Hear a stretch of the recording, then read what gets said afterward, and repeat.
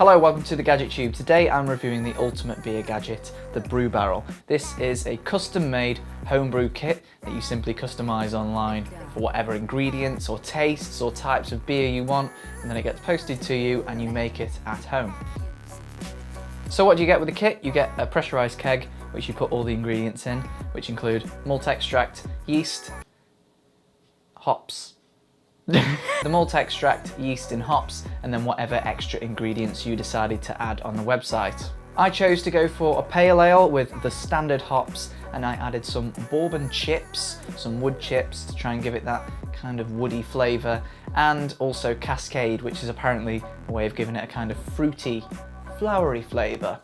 So once you get the Brew Barrel, you take off the lid, of course, you pour in the malt extract, which by the way takes a while because it's really gloopy, kind of syrupy.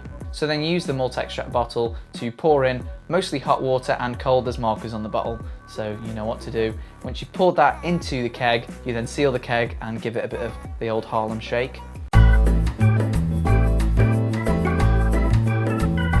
After that, you can throw away the lid and add 5 bottles of cold water using the same malt extract bottle. Once you've done that, you add the hops, the yeast, and whatever flavouring you've chosen. So I chose the bourbon chips and the Cascade. There's a number of different options for the kind of beer you want, the hops, and different flavourings. So it's really nice and customisable for people who are into their beers.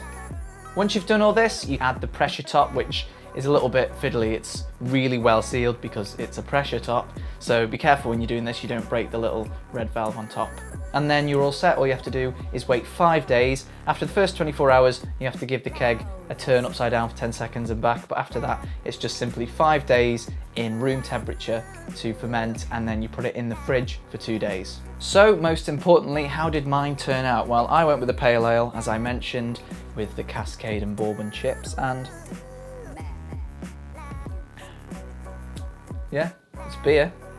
When you first come to pour it, you have to release a lot of the pressure out of the valve. A lot of foam can come out the top, so it's best to try and just release the pressure through the tap and that. But whenever you reseal, the pressure does kind of rebuild up again, so you have to release that, otherwise you end up with a beer with a kind of giant head. As you can see, you get quite a cloudy beer. Of course, it's a home brew, and without any finings added, you do get that. But to be honest, it doesn't taste any different, and it actually tastes quite nice. There's so many different options to go for. The one I went for kind of tastes very fruity, so if you're not after a fruity beer, I probably wouldn't choose the Cascade because I think it's kind of overpowered the bourbon chips that I put in it. But it is a nice beer, and it's a very drinkable beer.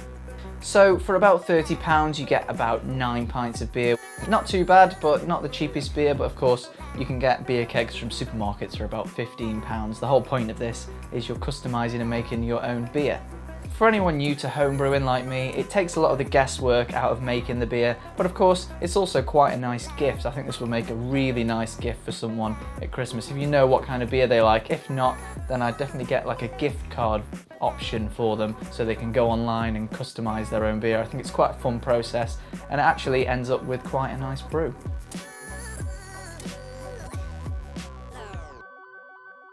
Now, the only trouble with reviewing a beer product is to get several shots of beer being poured, I had to drink several pints. So technically, I might be a little bit more generous than I would be with normal gadgets, but I think this is probably the best gadget in the world.